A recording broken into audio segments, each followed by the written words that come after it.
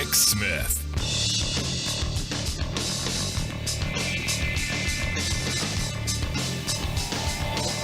And welcome, brothers, sisters, working class heroes. This is the Rick Smith Show. Thanks so much for being here today on the big program. Lots to get to, lots to talk about. Today's, oh my goodness, Trump's gone even further than crazy can be. Today, the 100th anniversary of women's suffrage, in an attempt to make it all about Donald Trump. Donald Trump has pardoned Susan B. Anthony. This was his big moment. This was his big chance. This was a chance to make it right with women. A woman that, if she were alive today, he would call a nasty woman. May even grab her by the you-know-what. But because it's politically advantageous, today the pardon came because, as you know, she was arrested for voting in Rochester, New York in 1872. A lot of women were arrested, and she fought for pardons for all of them. But according to Donald, she didn't fight for herself. So Donald Trump is here to stand up for Susan B. Anthony, and by extension, all women, and guaranteeing their right to vote, which is kind of laughable when you stop and think about what he tried to pull off with the Postal Service. Kind of amazing. But yeah, she was arrested in 1872, convicted the following year, and never pardoned. So Donald Trump has righted this historic wrong. And again, as I said, the part of this that's kind of remarkable to me is, and what I think the on and really cracked up over is, this is a guy who's really tried to diminish women at least the ones who disagree with him. Someone like Susan B. Anthony, who at the time, I'm sure he would have called a nasty woman. It's quite remarkable. Now, she obviously passed away, and I guess it was 1906, 14 years before the 19th Amendment was ratified, which was today, 100 years ago. So now women have the right to vote. And Donald Trump is going to try to make sure that doesn't happen. Yeah, there you go. The other big news today, I don't know if you saw it, little blurb maybe. Bipartisan Senate report came out today, nearly 1,000 pages of, stuff very few people are going to actually read. Hundreds of interviews, millions of documents, all kinds of stuff went into this nearly 1,000-page report. It's titled, if you want to Google it, Russian Efforts to Influence the Trump Campaign and the 2016 Election. And it's interesting to me that they chose now to release this report, because understand the Republicans control the Senate. They control the release of this kind of stuff. Interesting that they would do it during the Democrats' convention week, but, okay. I didn't expect them to do it during the Republican convention because it's bad. It basically confirms everything the Mueller report had put forth, and maybe goes even a little bit further. Now, if you remember, my assessment has always been that the campaign, all of the Trumpkins, all of his sphere of folks, they're all climbers. They're all business, greed is good, Gordon Gekko types who, morals don't matter. It's all about getting the job done. All about using existing contacts. It's all about, it's about winning at all costs. And no rules and no laws and nothing matter.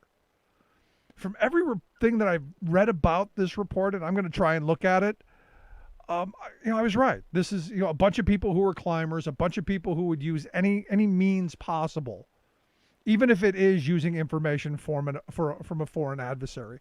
And in fact, in the one part of the report that's making the rounds, and that I actually looked into and for, section U, subsection U, oddly enough, a W, they write, the committee's bipartisan report unambiguously shows that members of the Trump campaign cooperated with Russian efforts to get Trump elected. It recounts efforts by Trump and his team to obtain dirt on their opponent from operatives acting on behalf of the Russian government. It reveals the extraordinary lengths by which Trump and his associates actively sought to enable the Russian interference operation by amplifying its electoral impact and rewarding its perpetrators, even after being warned of its Russian origins. And it presents, for the first time, concerning evidence that the head of the Trump campaign was directly connected to the Russian meddling through his communications with an individual found to be a Russian intelligence officer. Obviously, they're talking about Paul Manafort. And Manafort's the guy who pushed the Ukrainian server issue, which Trump is still going after, which caused him all the Zelensky headaches. We really need that crowd strike. We need that server because we know the Ukrainians did this. It wasn't the Russians. It was Ukraine that did it, which is laughable and ludicrous and dumb, but it's what Trump is peddling. It wasn't the Russians. No, it wasn't me and the Russians. We were doing other stuff. The report supposedly portrayed Carter Page as someone who was slippery and said that investigating him was justified. And I said investigating all of those people was justified because they have Russian ties. That's the reality. And while there are some problems with the Pfizer wars, which truthfully we've got to address, it still doesn't diminish the fact that the Trump campaign actively sought out people who were going to get them dirt on Hillary Clinton. And if it was the Russians and if it were, who knows who, they were going to take it because they were that level of ambitious. You go, well, ambition's good. Well, it depends. At selling out your country and then giving someone the ability to blackmail you, I don't know that I agree with that. But there was a lot of stuff in there, and look, from all the reports at this point, and like I said, I haven't gone through all 1,000 pages of it, but it's more of what we knew. The Trump Tower meeting, the famous June 2016 Trump Tower meeting, where you've got the Russian lawyer Natalia Velashenskaya, I think her name is. Evidently, they're claiming, had more deep ties to the Russian government than they let on. And you knew that. Now they're saying about the meeting they didn't get anything because she probably didn't have it, or who knows. And this is one of those moments where who knows. Now we could go through point by point all of the stuff that's in this at the end of it.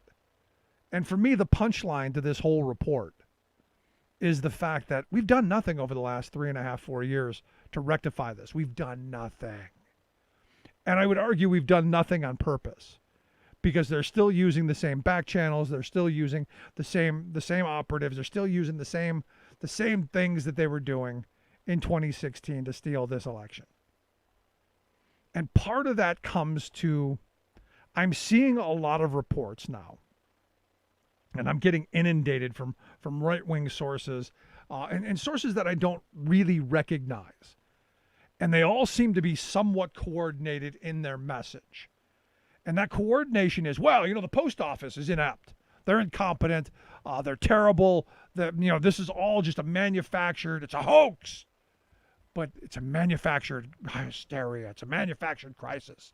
There's the post office has been dying for years. They're all a bunch of lazy, incompetent government workers. This is the frame.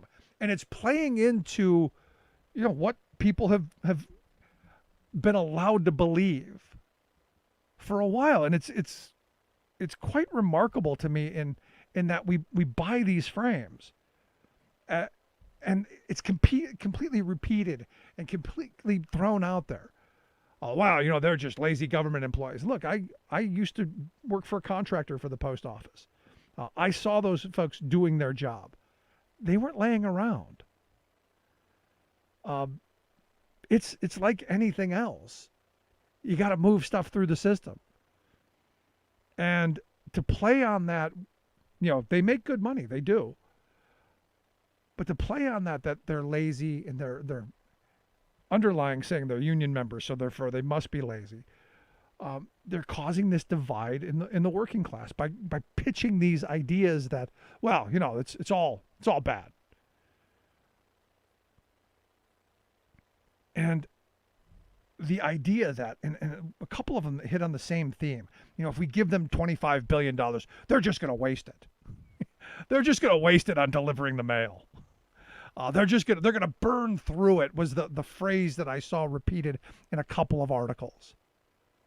And the other frame in this is, it's those last minute voters.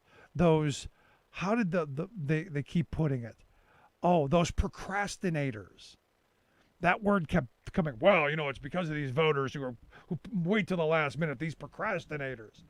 And look, the post office said, because of state deadlines, in like 46 states, it's going to be hard for them to meet those deadlines. Those aren't procrastinating voters. That's a system that's set up the way it is.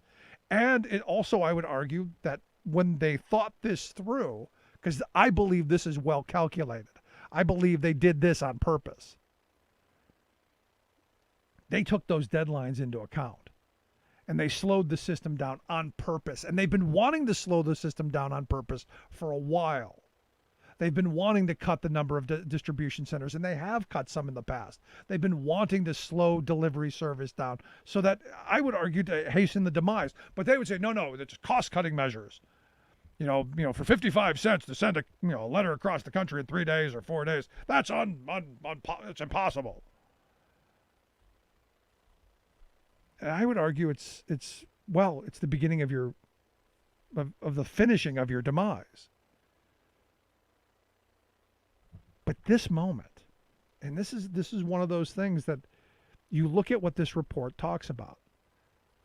The fact that we haven't done anything to stop the propaganda, to stop the coordinated efforts that a lot of right-wing groups are amplifying, because it's an attack on the Democrats. It's an attack on Joe Biden. It's an attack on government.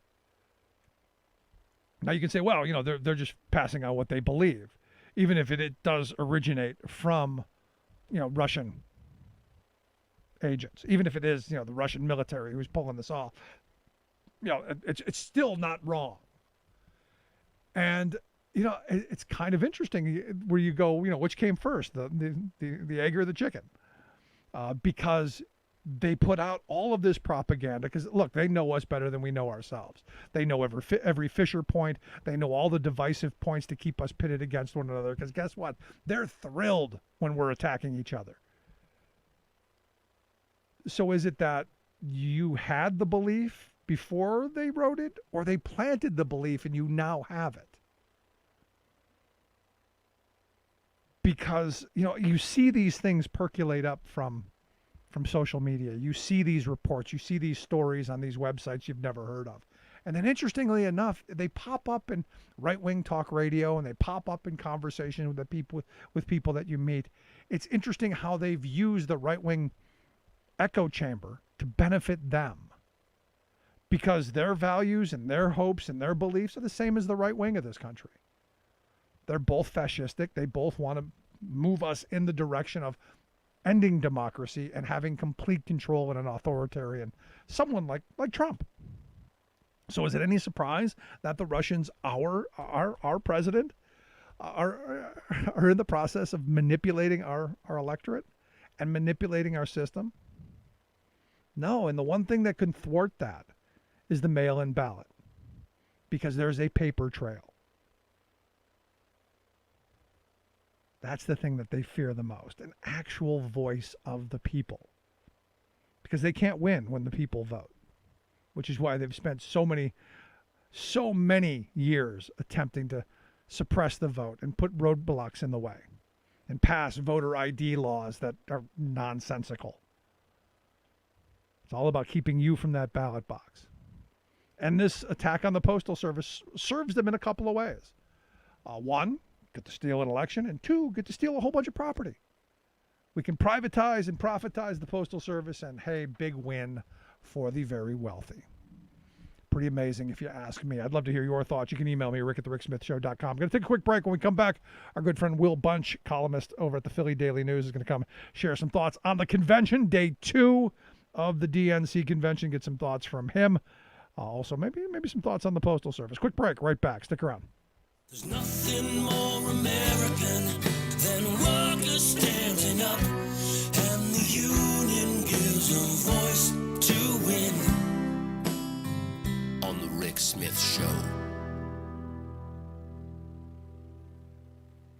I'm Rick Smith, and this is Labor History in 2.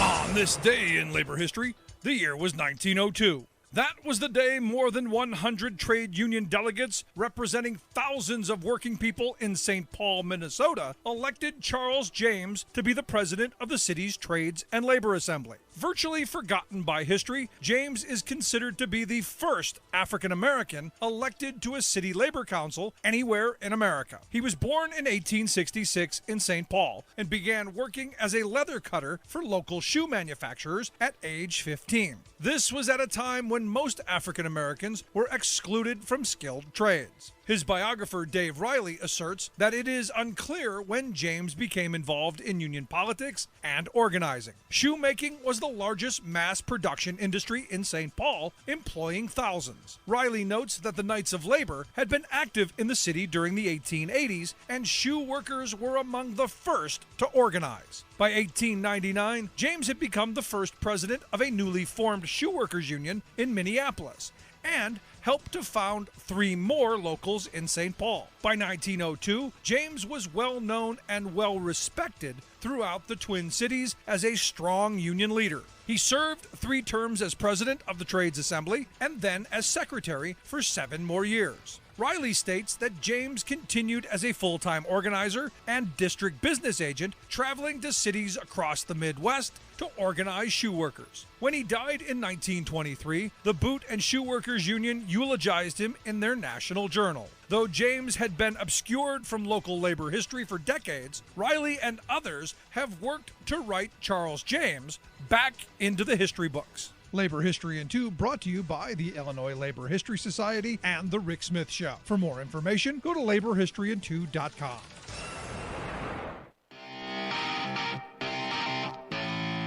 Welcome back to The Rick Smith Show. Now, here is Rick Smith. So as I said yesterday, I'm kind of down over the fact that I don't get to be in Milwaukee. I was really looking forward to the convention because I like conventions. I think they're interesting collections of people, lots of interesting stories. In doing this gig, it gives you access to a whole bunch of people that you can pick and choose from and grab from. Last time around 4 years ago was incredible. Philadelphia was great. Cleveland was amazing. So I was looking forward to the same kind of thing. I was really looking forward to Charlotte and the craziness that was going to be there, but evidently we get to watch it on Zoom. Thank you, COVID. And here to share some thoughts on the first couple of days of the DNC virtual convention, I've asked our good friend Will Bunch to come talk with us. Will's a national columnist for the Philadelphia Daily News. Also has a fantastic newsletter that you should be subscribing to. Will, thanks for taking time for us. Hey, Rick, thanks for having me. So I got to tell you, I'm a little down. I really wanted to be in Milwaukee today for the big conventions, but we get to watch it on Zoom. That's just as good, right? Not really. I mean, I really wanted to go to Milwaukee. I think I went there to visit a relative when I was like 5 years old, so that was 56 years ago. So, I didn't drink beer and probably didn't eat too many sausages back then. So I was really looking forward to Milwaukee myself. And you're right about the conventions. I mean, I wrote a piece this Sunday. I think all of us have to reexamine what purpose these conventions actually serve anymore. My problem is, I mean, I'm a journalist, not a partisan. I mean, I'm an opinion journalist, but right. my opinion is Trump is destroying the country and we need to move on with Joe Biden. But having said that, I like conflict. I miss the old days of floor fights and when people would actually get up on the floor of a convention and disagree with each other. And of course, you can't have that nowadays because your candidate might lose if that happens. And so we hate arguing and we hate dissent, but isn't arguing on some level what democracy is all about? Yeah, I mean, I tell you, I'm with you. I love seeing the conflict. Even as a partisan, I think it's healthy. Yeah, and so I certainly watched last night's proceedings, and I thought the Democrats did a very good job. They they had a very specific message they wanted to stick to, which is they wanted to, you know, focus not just on the need to get rid of Trump, obviously, but do it through the prism of the coronavirus. And I was actually surprised how much there was about the post office, since that's a fairly recent event. But you know, so it was very slick. You know, It was a nice infomercial. Yeah, it could be entertaining at times, but you know, there was no conflict, and I think, you know, politically, I had some concerns about last night too. I mean, I think, you know, and it was only one night. It was only 25% of the convention, so maybe they're proving me wrong tonight and the next two nights. But I just felt the Democrats' youth movement was not well served by the way it went down last night. You know, one thing that really struck me, Rick, was how little was said about climate change. You know, I mean, here we are. But here's the thing. I mean, this is 2 hours. I mean, this is the presentation. This is where the in-person, you know, conventions, and you've been to a bunch of them. This is where the in-person conventions are much different than what's being presented, you know, in that window, where they are arguing over issues, you know, in person. That's the stuff that I think is important. What we see, the presentation that we saw was really an infomercial, because I don't know that you can do what we want to see via Zoom. No, you can't. And you know, even 2016. I mean, you were in Philadelphia. You know, there was some conflict. You know, there were a bunch of delegates there for Bernie Sanders who wanted to make their voice heard and wanted to know that, you know, I mean, you know, the vast majority of them were going to support Hillary, and they did. But you know, they had issues they wanted to bring up on the platform. You know, they wanted people to hear about Medicare for all, or you know, whatever the 2016 version of the Green New Deal was. But you know, that they wanted that, and you know, you're not going to hear anything about the Green New Deal in these 8 hours this week, because it's a TV production. It's not a convention. Yeah, not in this infomercial, because this is what it's going to be. I mean, this is a highly controlled environment. But you know, the story came out today that, you know, the Democrats dropped the demand to end fossil fuel subsidies from the party platform. I'm sure there are a lot of people arguing over that. Yeah. Just not on television. Right? It's just not going to be in that 9 to 11 slot that it's being presented.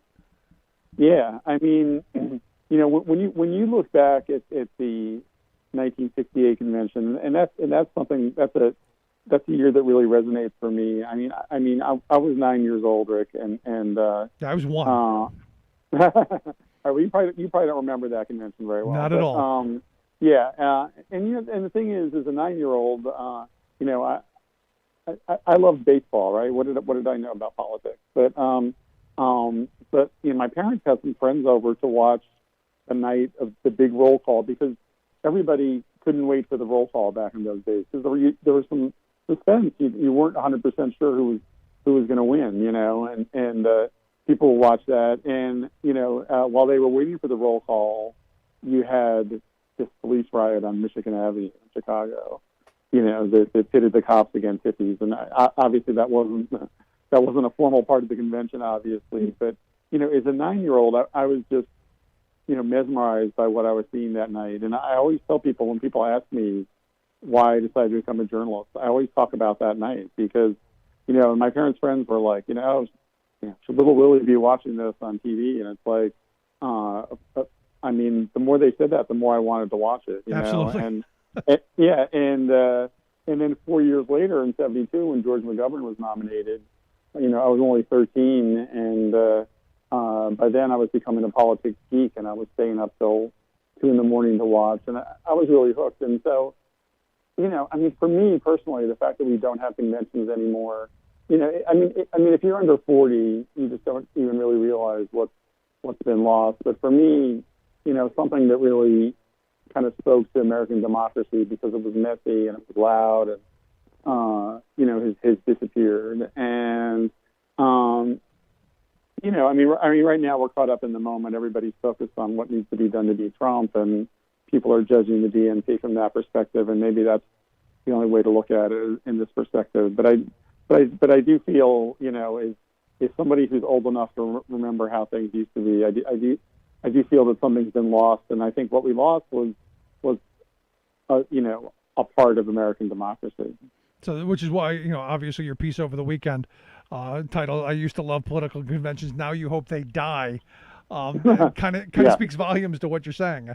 Right. Yeah. So what replaces them then? If the convention dies, if Corona kills off the conventions, what replaces it? Well, I think unfortunately, I think you're going to see more. I think the parties are going to love the infomercial, right? So, and in fact, I think the ratings. I don't know what you've seen, but I saw one piece that suggested the TV ratings when you include people watching digitally on their laptops or on their phones were excellent for last night. So, I think the parties are going to love the control and they're going to love this. And the thing is, the most important thing that a convention is supposed to do is pick the nominee to be president, right? And if you're not going to really have a real convention with a real roll call, then I think what you need to focus on is focus on the primary process. Make sure the primaries are open to everybody, and more people can participate. And actually, from what I understand, there's been some progress on that front. I think without any publicity or much publicity, the DNC is working this week to replace some of these caucuses that are hard for working people to get out to and cast their ballots, and replace some of the primaries. And I think that's a good thing, because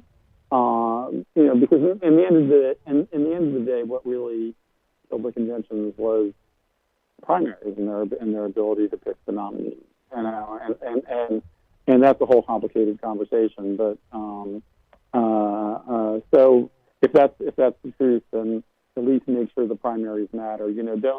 Don't have this system where Iowa and New Hampshire get 60% of the influence, and or this year South Carolina.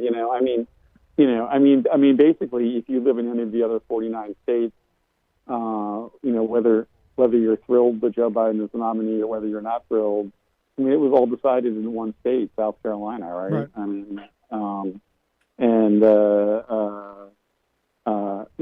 I guess good for them in 2020, but these same 3 or 4 states seem to have the most influence every year. And if you're in a later primary state like Pennsylvania, you rarely have much of any influence in the process. And even though Pennsylvania has now become the biggest battleground state in the fall election, so. Yeah, I can remember only one time, living here in Pennsylvania where my vote actually mattered, and that was 2008 during the primary. Exactly. And that was weird, It was weird. It was fun. It was, and you had that like 4-week period where there was like no other primary but Pennsylvania, and Hillary and Barack Obama were just crisscrossing the state. It was great to live here. That they both came to the Daily News and Inquirer where I work, and sat down with the editorial boards, and I got to ask them questions, and that'll probably never happen again. But open up the system and make sure more people can participate. Yeah, in fact, the Saturday before, I still remember it. The Saturday before the election, I had Hillary on the show, and I had Teddy Kennedy as the Obama surrogate. Pitching why they should be voting for each of their candidates. It was, it was an exciting moment. Yeah, and we're just not quite really getting that access in 2020. And given the stakes in this election, that's a shame. But what do you say, Will, to the people who say that conventions are more about the networking and the party building and all the other stuff that comes along with it, and maybe not so much of picking the nominee, because the argument being that, well, the voters have chosen who the nominee is, not a bunch of people in the smoke-filled rooms. We're opening up the process to a more democratic idea by having primaries matter. Now we can argue whether that's accurate or not, but that seems to be part of the pitch that I get from people. Yeah. Well, I mean, I would like to see, if the nominee is going to always be decided by the convention, I would like to see more openness on platform discussions, and a more democratic process. I'm one of those people. I mean, Pennsylvania did finally have its primary this year in June, long after Biden and clinched the nomination. And, I was one of those people who went ahead and voted for Bernie just because Me too. I wanted to see his delegates. I wanted to see him get as many delegates as he could, so that they could possibly have some influence over the platform and move it to the left. And as you can see, the platform vote, I think, was done over the weekend by email. I mean, it wasn't a real thing, So I would love to go back, but I think the elites who run both parties, but we're talking about the Democrats now. But I mean, the party elites for the Democrats and the Republicans, I don't think want to give up that kind of control or have kind of open or democratic processes, which is a shame. Yeah. I would argue the Republicans didn't do any different during theirs last time around. But I got to tell you, I had more fun in Cleveland than I did in Philly, because the Republicans have much more bizarre and colorful figures watching around. I got a chance to talk with Don King about why he supported Trump. There are a few Democrats like that. Did you go to that event down at the river with Roger Stone and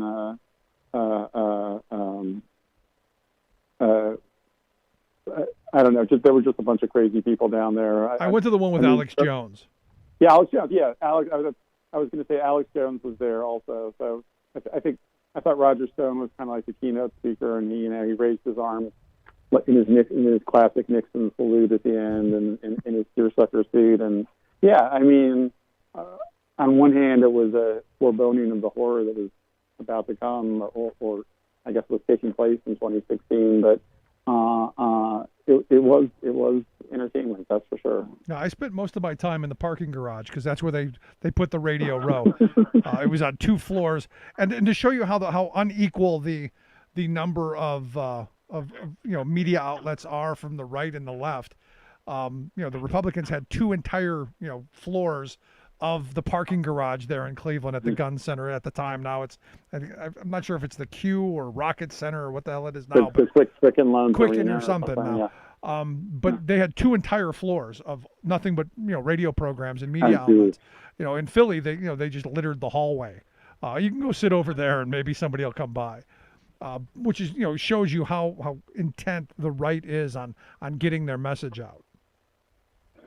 Yeah. I think so. I mean that's a whole other conversation about why there's so much right-wing talk radio. But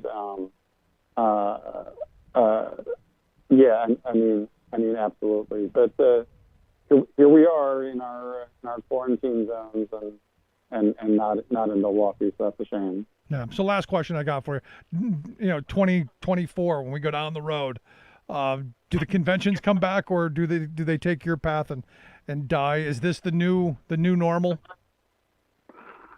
I think the party leaders, like I said, I think they're going to look at the ratings. I think they're going to look at the ability to control the message, and they're going to want to keep the format kind of like this. I think the cross current you're going to see is, all the city officials who want a chance to lobby for their city to get the convention. I mean, for example, you've probably seen them. Milwaukee's already said, well, since we didn't really get a real convention, so we deserve a do-over. So who knows? Maybe we'll be getting our bratwurst, 4 years from this week. Maybe and maybe the same with Charlotte. Who knows? But so we'll see. I mean, the convention as I saw them as a young person, and as I, at least for a time, fell in love with them. I mean, that type of convention is never coming back. But I think there's going to be always some pressure to keep some variation of the pseudo convention around. So we'll see something in 4 years. I'm sure. I fully expect them to come roaring back, because it is a giant party, and it is a giant networking opportunity where you rub elbows and make those connections. Sure, and don't forget the donors, right? They want a place to have their exactly. Well, that's where I was alluding. Yeah. It's how you buy county commissioners. You can get them cheap there. But Will, I appreciate the time. I hope folks subscribe to the fantastic newsletter. We'll get links out on how you do that, and check out your work over at the Philly Daily News. As always, buddy, I appreciate the time, and I'll get back to the convention. Will do, Rick. Thank you so much. I appreciate it. Bye-bye. Good stuff. Our good friend Will Bunch. Make sure you check out his work over there at the Philly Daily News, and read the article on why he hopes the conventions die. Quick break. Right back. Stick around. Listen to the Rick Smith Show. Remembering that united we bargain, divided we beg. Rick Smith.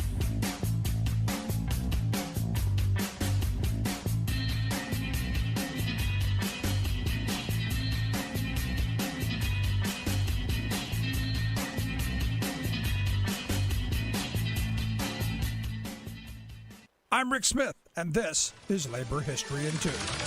On this day in labor history, the year was 1949. That was the day that is remembered as Kemi Bloody Thursday in Finland.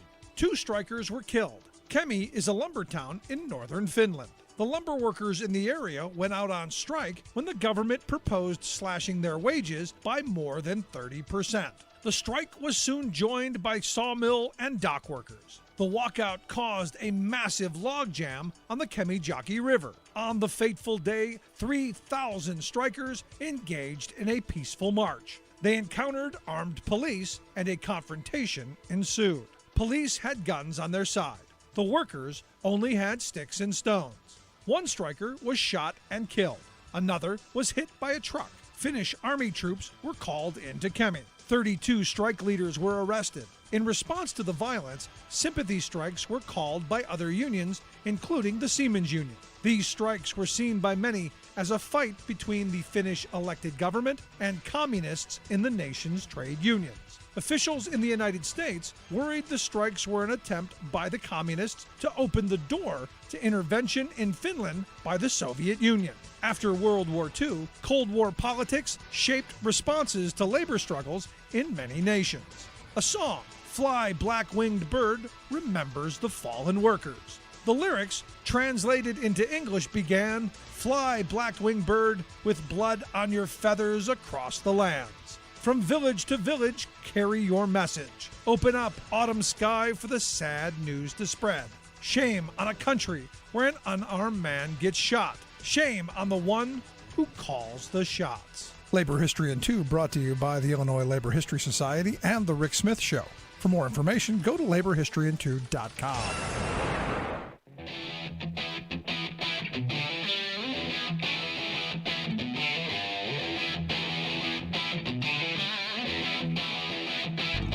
Welcome back to the Rick Smith Show. Now, here is Rick Smith. So all day today, my email box filled with, did you know that Joe Biden and Kamala Harris are the most liberal, the most socialist, the most evil politicians ever? In fact, my favorite one came from Senator Tim Scott, who said that, the Democratic Party is now totally socialist, because yesterday during the convention, Bernie aptly pointed out that policies that we were talking about a couple of years ago, that like $15 an hour minimum wage and health care for everybody, back then seemed just way out and radical. And today, it's the mainstream thought of a lot of working people and the Democratic Party. And for that, they are the most radical socialist ever. When working people when you have a party that's actually focusing on maybe helping them, that we cannot have. But yeah, Joe Biden and Kamala Harris, the most liberal ever. Let that sink in. Anyway, here to share some thoughts on the convention and the most liberal and most socialist politicians ever. I've asked Joe Sandberg to come to talk with us. Joe is the founder of Business for Medicare for All, also one of my favorite bank guys. Joe, thanks for taking time for us. Thanks for having me. So I guess we'll start with that. What do you say, Joe and Kamala, the most liberal ever?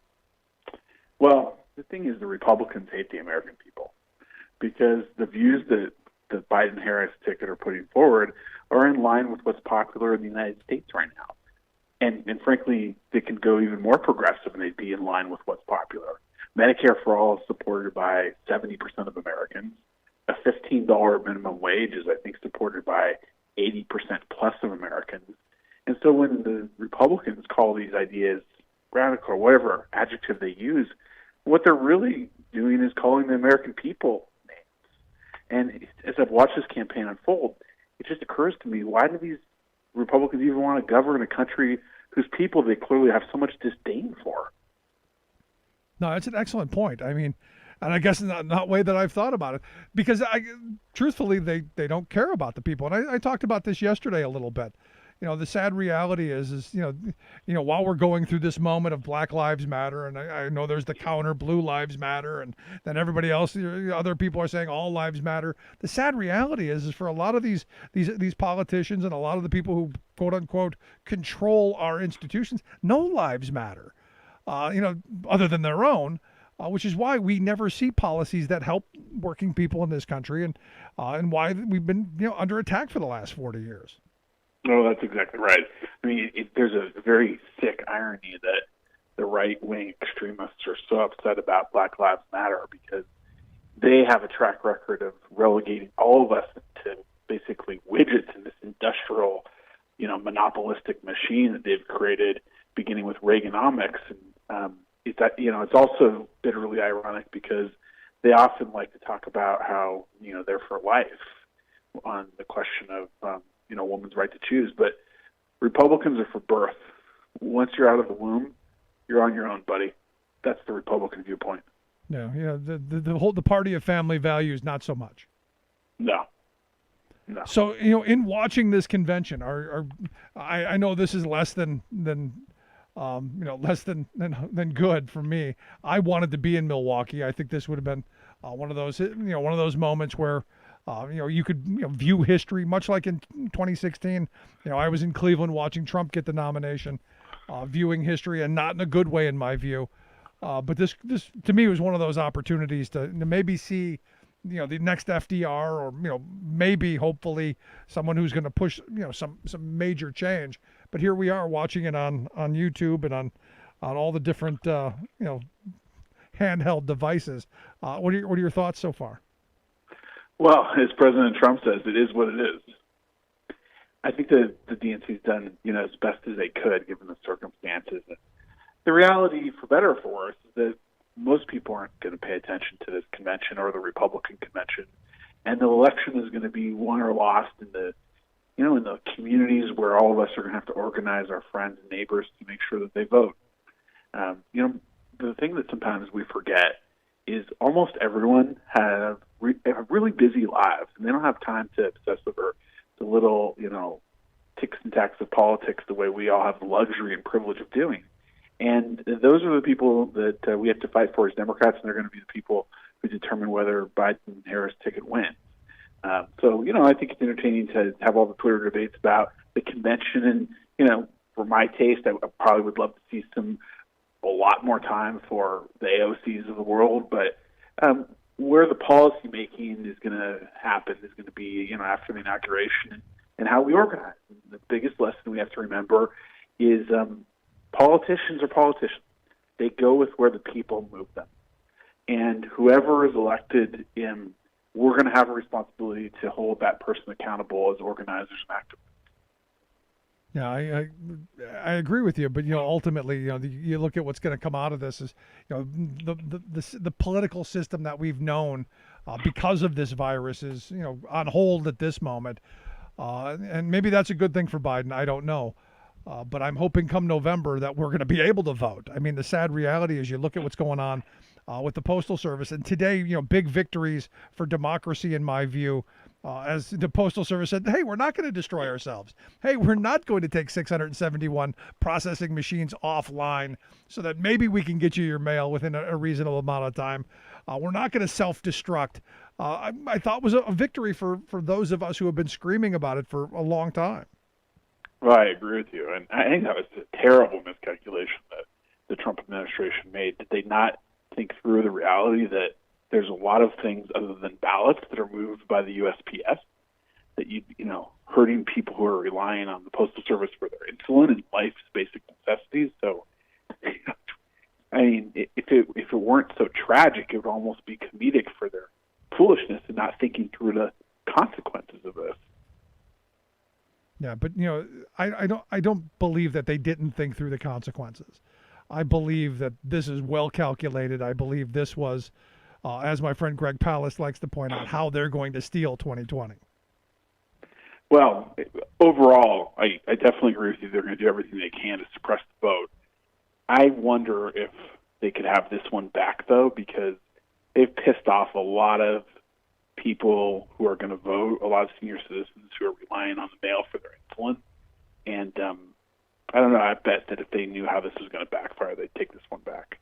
I'm not ascribing any positive motives to them, but I think this one is blown up in their face.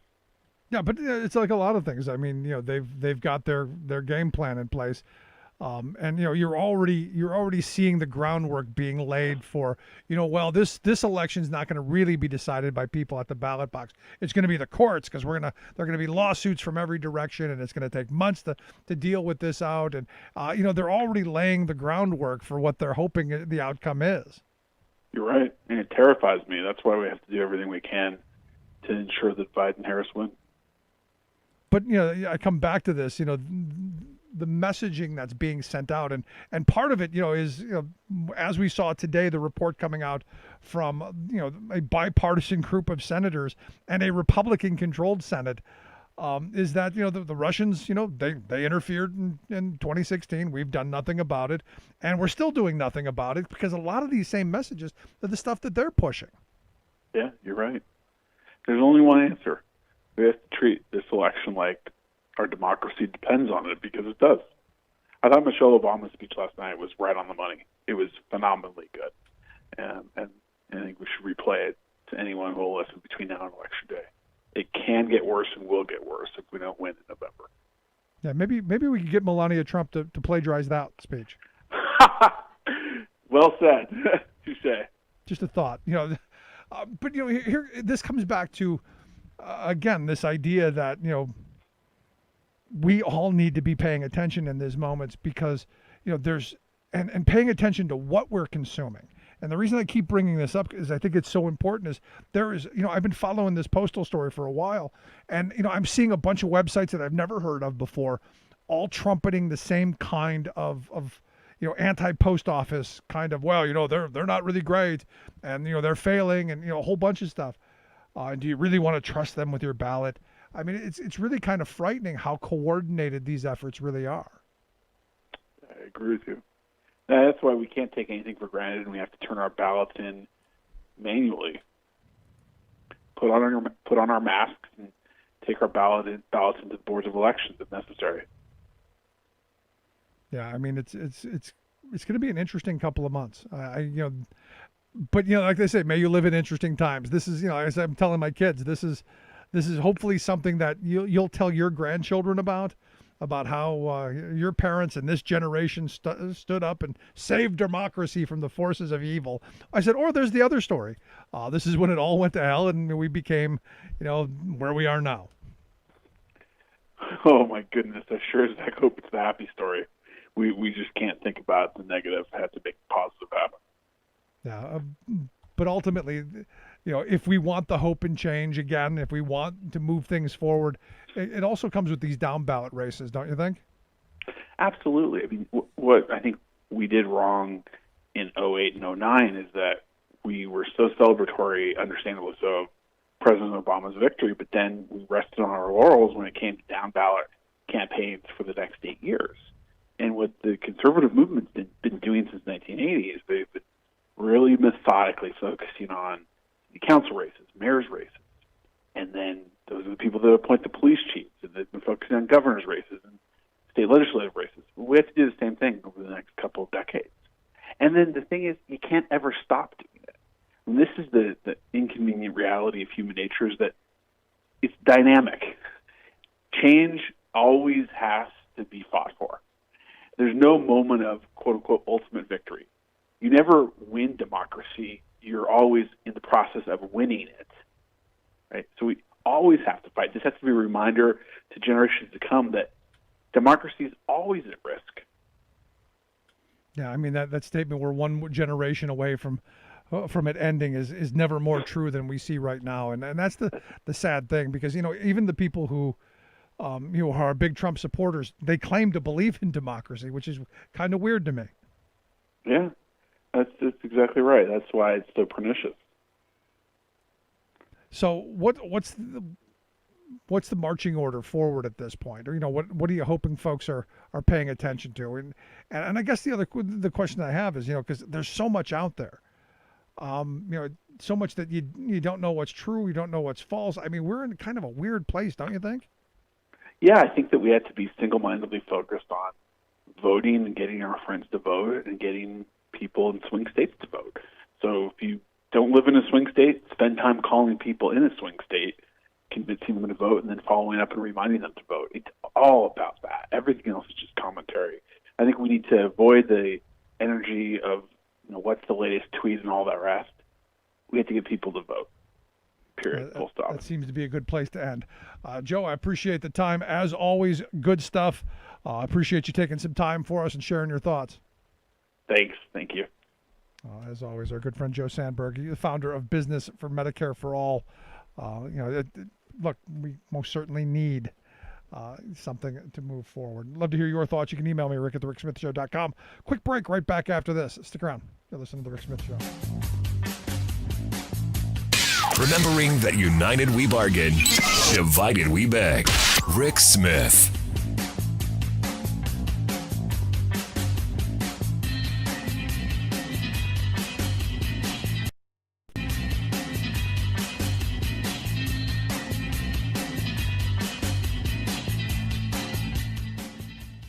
I'm Rick Smith, and this is Labor History in 2.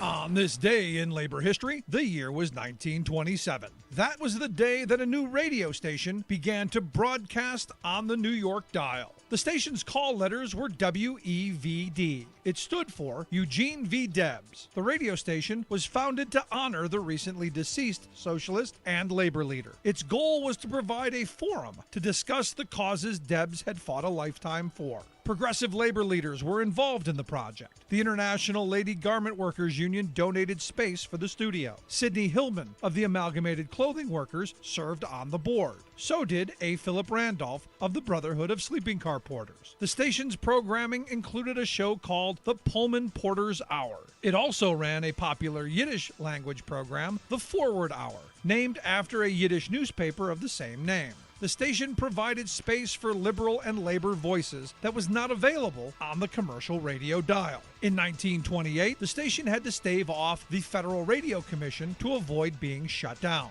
The FRC wanted to close down multiple small stations it argued were clogging the airwaves. In 1932, the Forward took over operation of the station. In 2003, the station was bought by ESPN, and its call letters were changed. The radio remains an important forum for the U.S. labor movement. When mainstream media often ignores important labor news, the radio is a place to hear in-depth coverage of issues impacting working people. This includes the friendly voice of Labor History in 2 at The Rick Smith Show. So, the next time you're driving somewhere, spin the dial and see if you can find the voices of labor. Labor History in 2 brought to you by the Illinois Labor History Society and The Rick Smith Show. For more information, go to laborhistoryin2.com, like us on Facebook, and follow us on the Twitters at Labor History in 2.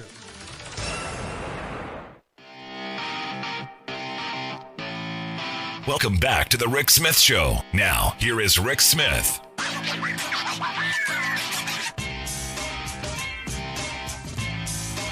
So, a new report out by Princeton researchers titled "The Thick-Skinned Bias in Judgment About People in Poverty." points out, I think, what we already know about a lot of folks, that they, in times of crisis, like times of pandemic, the reason you don't see a lot of people going, hey, we need to make sure that the poor folks who lost their minimum wage jobs and are losing their homes, the reason that you don't see a lot of sympathy for them, they went through a bunch of studies and a bunch of reports and came up with what I think we already knew, that we don't really care about poor people. And it bears out in our policies. It bears out in what our politicians push for. It's always talking about the middle class. We care about the middle class. We don't talk about the working class, which is why I don't use middle class as a discussion point. For me, I support the working class, the people who get up every day, punch the clock, bust their behinds, and are still falling behind. Those are people who need our help and need policy to move us forward. We don't get that from any politicians. And I got to tell you, Joe Biden to me I like Joe Biden as a person. Now, as I've said, he was my fifth choice. Fourth, maybe. Fifth, absolutely. But Biden is one of those guys who there's no question in my mind.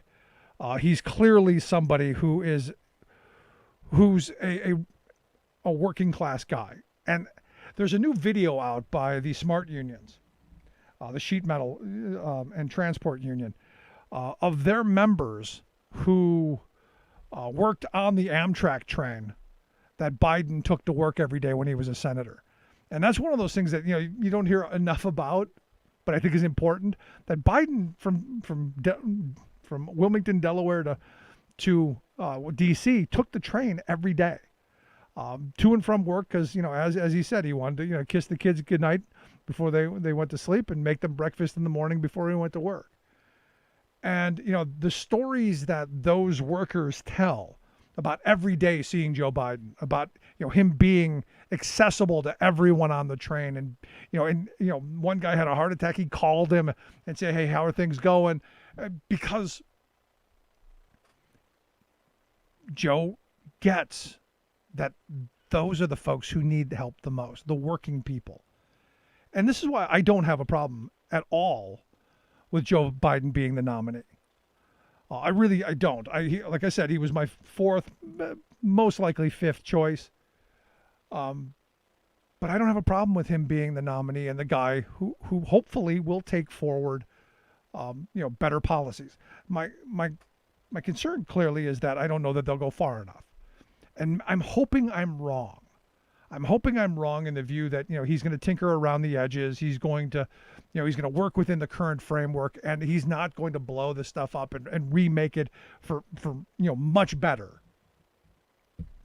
Like labor law reform, for instance. And I've said this before. For me, you undo Taft-Hartley. We return to the original intent of the National Labor Relations Act and undo all of the things that Taft-Hartley did. Ending this nonsensical construct of a right-to-work state, ending the idea of a closed, an open shop, ending secondary boycotts, all of that stuff. I don't think he'll do that.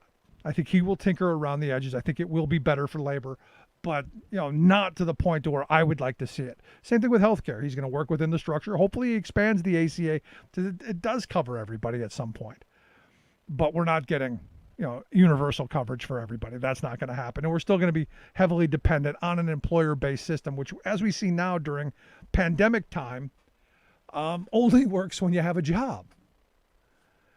That to me is a problem. And it's one of those things I've said for years is why we need to end the employer-based system. Because, once your job goes away, guess what? Everything goes away with it. And it just seems to me that, now is the time to start making some of those changes during times of crisis, when we're ready and able to move forward. As Milton Friedman said, it's the ideas that are lying around during times of crisis that get used. Well, how about we let some of those ideas be ending the no rights at work agenda? How about we talk about getting people health care and maybe some retirement security and rebuilding our social safety net so that if you lose your job, you don't lose everything. I think just a little thought. I'd love to hear yours. You can email me, rick@thericksmithshow.com. I'm going to take a quick break. When we come back, Richard Ojeda is going to be here to share some thoughts on the No Dem Left Behind campaign and some of the good stuff that they're doing to get rural Dems elected. Quick break, right back with Richard. Remembering that united we bargain, divided we beg. Rick Smith.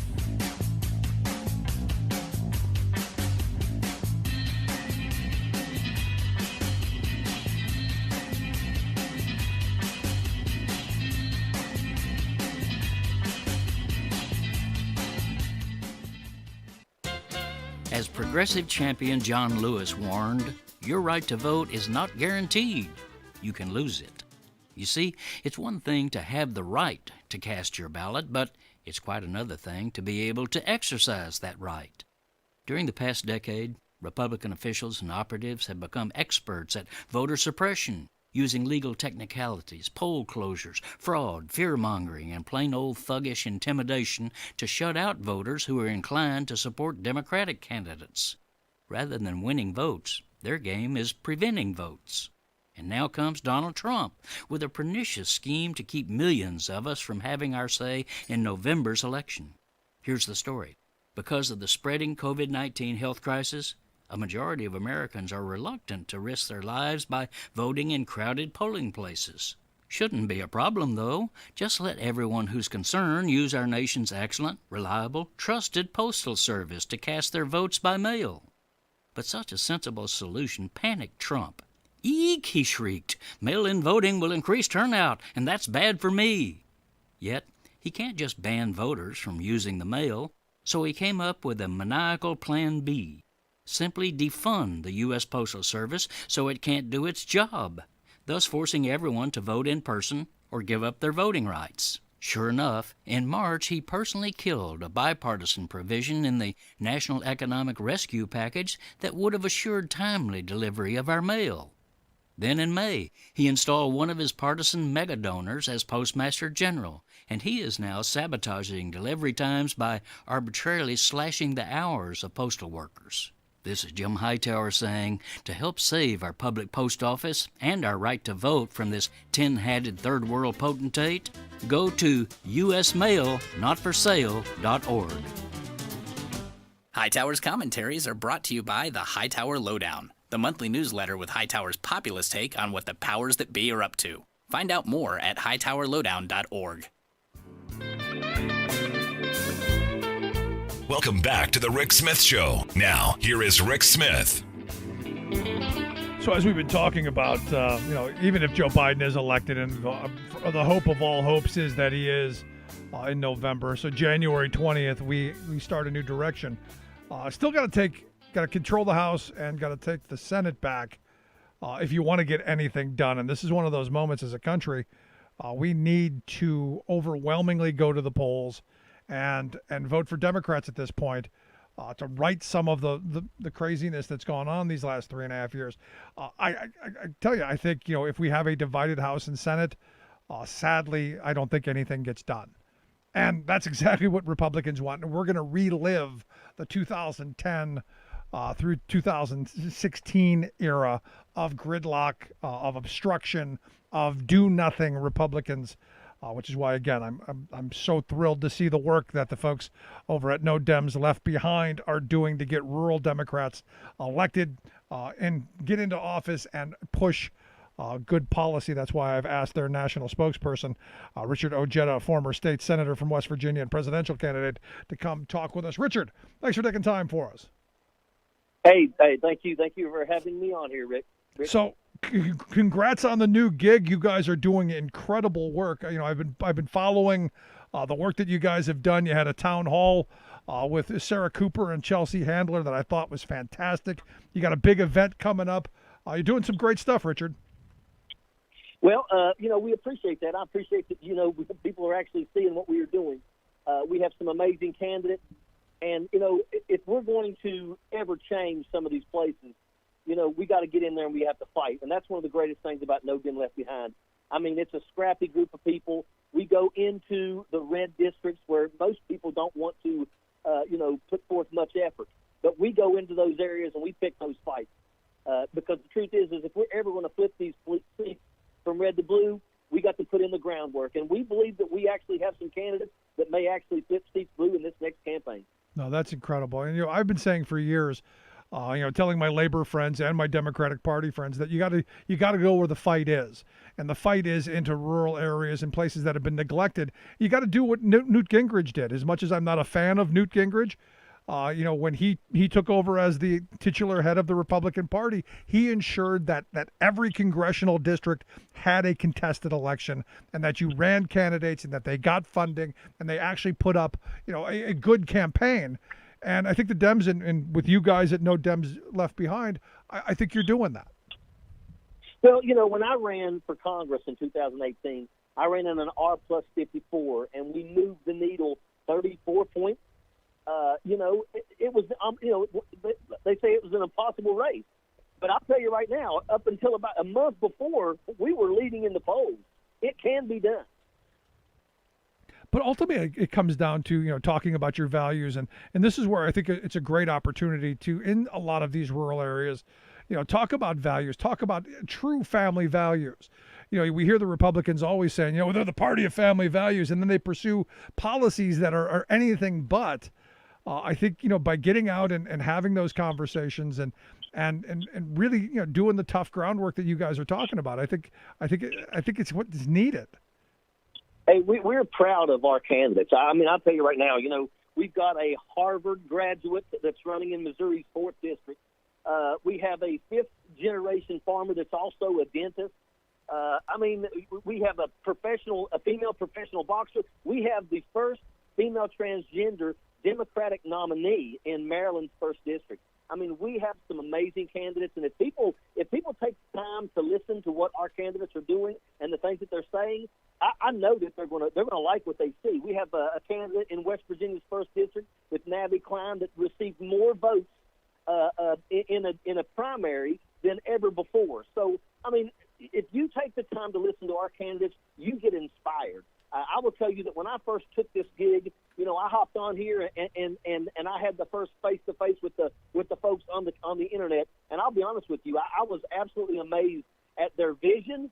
Devin Pandy out in Georgia, just phenomenal vision, and these are great candidates, and if you give them the opportunity to hear what they say, you're going to like what you hear. Yeah, we've had most of them here on the program, and we're going to have them back here in the coming weeks because again, it's important to hear these voices, especially in like we've said, in areas that haven't had it in the past. Because, as I've said a number of times, Richard, I believe that all of us, all Americans, want basically the same things. We want good schools for our kids. We want safe neighborhoods. We want good jobs that are family-sustaining jobs. We want health care. We want retirement security. We all want kind of the same stuff. It's just, the different ways of getting there. And I think when you start talking about those values and those issues, I hope anyway that it's receptive. I think so. I think that for the most part, like you said, you're right. People want the same thing. But in many areas, politics is dirty, and you have some people that absolutely seem like it's their life mission to keep that position forever. Right. And we know people get to Washington D.C. they get stagnant. We know people get to Washington, D.C., and you don't hear them or see them until it's next time for the election, and then they show their face again. All of our candidates are passionate about what they're doing. And like you said, they want better lives for their children. They want better jobs for their people. And we're pleased. We are very pleased to be in this. We're very pleased that the people that we are now getting to come out of the woodwork that's helping us out. We have a fundraiser this Saturday. We have Mark Hamill. Mark Hamill is participating in our fundraiser. So we have some amazing folks. But that name alone right there should make people want to tune in. Yeah, you get Luke Skywalker to help you raise money to get these candidates elected. I think that's exactly. That's incredible. Exactly. That is absolutely amazing. We do live town halls. Andrew Yang is going to be not this Thursday, but next Thursday. Andrew Yang is going to be hosting our live town hall. We could not be happier with the momentum that No Dim Left Behind is absolutely picking up. and we believe that it's going to bleed over into our races, and it's going to give a lot of our people the ability to flip those seats from red to blue. Right, and for 2020, that's important. But what I think you guys are doing that's even more important than that is you're building for 2022. Because my fear is, let's say the Dems do well in 2020. I think the Republicans are right now just they realize they're going to get beaten up here in November. They're just letting everything go to pot. And figuring that Joe Biden's going to have 2 years to clean up whatever mess they make, and if they make the mess big enough, he won't do anything above and beyond just cleaning the mess. And then they think in 2022 they're going to come and they're going to sweep back in, which is why I think it's important that the work that you're doing now, the ground building that you're doing now, is so important for the future, so that maybe the next election and the next election and the next election we're more competitive in areas that haven't been. Well, like you said, at the end of this election, our folks, the ones that don't make it this time, we feel pretty comfortable that they're absolutely ready to stay in that fight. And what that means is we don't stop. We continue going. I mean, it's like, there's no break here. We are fighting for we are fighting for our democracy. And we have people that are willing to fight the long fight. And that's what we need. No, and in that vein, I got to get your opinion on what's going on with the Postal Service. Obviously, good news today in that Mark Meadows and the Postmaster General and the whole cabal of Trump handmaidens have taken a step backwards and said they're not going to dismantle and destroy the 671 sorting machines, that they're not going to pick up all of the boxes, the street corner boxes that they had planned on. That's a huge step forward. But to me, it doesn't mean that they're not going to do other things to hamper our ability to vote by mail. I'm curious your thoughts on the whole shenanigan. It's absolutely sickening. I'm retired military, and I get my medicine through the Postal Service. This is a constitutional capability. This is what happens when you have people in these positions who have never read the Constitution, and to actually attack a capability that we have used since the Civil War. I can't even put it into words how this feels. And how it's like we're sitting here and we're watching someone dismantle our capabilities as a country. I can't believe what I'm seeing. And once again, this is just another reason why people should be fired up. The days of going to the polls and casting a vote and that be it are over. You have to make phone calls. You've got to educate people. You've got to drive people to the polls. We've got to be 100% committed to absolutely making sure that we save this country, save this democracy. We cannot stop. What I'm seeing and what you are seeing, it's shocking. But the thing about it is it could get much worse. We have no idea what this guy is capable of trying. It's a shame. No, the depths of depravity don't seem to have no bounds. Once you think, this is rock bottom, he goes, hold on, I got more. Yeah, I got a shovel. So, in West Virginia, where you're from, what are people saying, that you're interacting with? Is this playing as big of an issue as I think it is? Because I got to tell you, I think this is not just a direct attack on, on the Constitution and our democracy, but on the American way, on the American dream, on everything that we stand for. This is one of those seminal moments where you go, this is really serious. Do folks that you're dealing with, do they get this? Well, sadly, I live in a very, very red area where people think he's the second coming. But, however, the reason why the turnaround took place is because they realize that a lot of people around here that are Trump supporters get their meds through the mail. If we can get stimulus through the mail, we can get tax returns through the mail, we can vote through the mail. But yeah, it's tough in where I am at. I consider myself to be probably in one of the reddest districts in the United States of America. It's sometimes you wonder, you ask yourself, do these people really feel this way, or are they so committed that they're just too scared to admit that they were wrong? But yeah, it's tough. But I think that this attacking of the Postal Service an organization that also employs around 600,000 citizens, American citizens. Yeah, I think that they didn't realize that they would catch flack from this, but absolutely it was flack that was deserved. Yeah, absolutely, and not just 600,000 people working there, but I think the number's well over 100,000 veterans. Oh, absolutely. But again, the Russian propaganda that I'm seeing is, well, they're just all lazy and they're incompetent, and they're just gonna burn through that $25 billion, so we shouldn't give them anything. Yeah, that's absolute garbage. Absolute garbage. So let me ask you, are you as amazed as I am that the Senate report, a Republican-controlled Senate, dropped the report today on Russian interference? And basically said, yep, they did it, and yep, all the Trump people were wanting to do it. Are you surprised that they let this out before the election? I'm surprised that they let it out, but it's like they just don't care. I mean, literally, these are people that absolutely, the Constitution means nothing to them. Law means nothing to them. I mean, the rule of law. There's a picture of the Lady of Justice being held down with a hand on her throat. It's a cartoon, and it is so true with what we see today.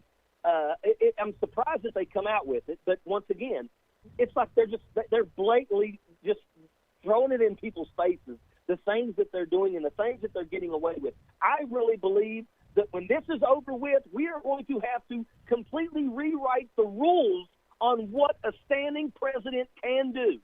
I think that we're going to have to rewrite the rules in terms of people like William Barr's position. I mean, I think we're going to have to go back to the drawing board and make sure that something like this could never happen again. No, I'm with you. And it starts with getting to that ballot box. But, are you as concerned as I am that, this is going to take months to sort out, that this is going to be long lawsuits and ultimately going to come down to potentially another scenario that we saw 20 years ago? I think that Donald Trump is not going to agree with anything, because I think he knows that the moment that he is no longer in that chair, he's going to be arrested. I really believe that, and I hope that it happens.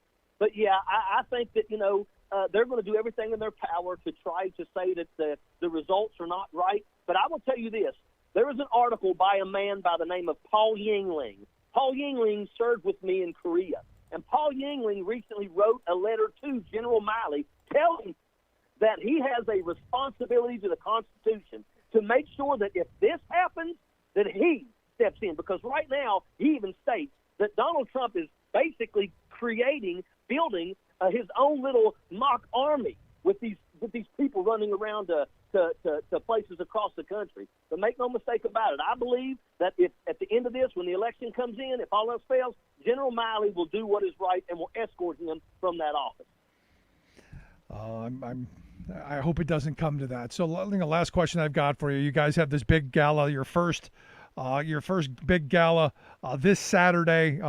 Luke Skywalker is going to be there to help raise funding. How do people get it? How do we participate? What's the sales pitch? It's going to be online, so anybody can go on to No Jim Left Behind and .com, and they can tune in and watch all the things that are going on there. We got different people, and it's going to be entertaining and exciting. Yeah, I mean, I guess this is one of those interesting moments. I mean, we live in this weird world where, the DNC convention's going on, and while I would have loved to have actually been in Milwaukee, yeah, you get to see some of it, on display. It looks more like an infomercial. But, we're in this interesting world of everything now being online and Zoomable. Yeah, that's what we're going to do, and I tell you, I think it's going to be exciting, and I think that it's definitely going to be worth taking the time to tune in and watch. Yeah, and the funding that you guys are going to raise is obviously going to go to the candidates and help them, run their campaigns, right? Absolutely. Good stuff, Richard. I appreciate the time. Congrats on the new gig. I know you're doing a great job. I still look forward to you running for something really soon, though. Hey, to get a job like this, I mean, this is what I love to do, so it's great. I really appreciate you, Rick. Anytime. Come back soon, will you? Everyone, thank you. Good stuff. Thanks so much, Richard Ojeda, national spokesperson for No Dem Left Behind. one of my favorite groups out there doing some fantastic work. Make sure you check out their work at NoDimeLeftBehind.com. We'll get links out on social media how you can check that out. And as I've said, we've had a lot of their candidates come on, and you've heard them here talk about things that are important to them and the issues that are really important. In fact, we're going to have a number of them on in the coming weeks as we're in the process of booking them because I think their voices are important, and I think it's important to hear from people who are really passionate about this stuff, not corporate controlled messaging. Just my thought. Quick break, right back. Stick around. You're listening to The Rick Smith Show.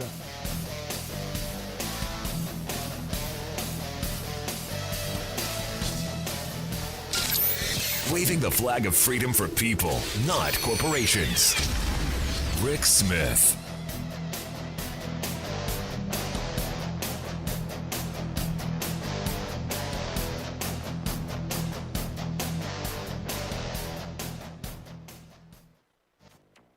Tonight in California, fires burning at both ends of the state. Extreme weather broils the United States. More and more glaciers are falling into the ocean. Greenland ice sheet potentially hits point of no return, study warns. Plus, Trump administration officially opens pristine Arctic National Wildlife Refuge to oil drilling. All of those disappointments and more straight ahead from BradBlog.com. I'm Brad Friedman. And I'm Desi Doyen. Stand by for 6 minutes of independent green news, politics, analysis, and snarky comment. Mr. President, let me ask you about a breaking news story from the Wall Street Journal. They say the Trump administration plans to open up part of the pristine Arctic National Wildlife Refuge to oil drilling. What can you tell us about that?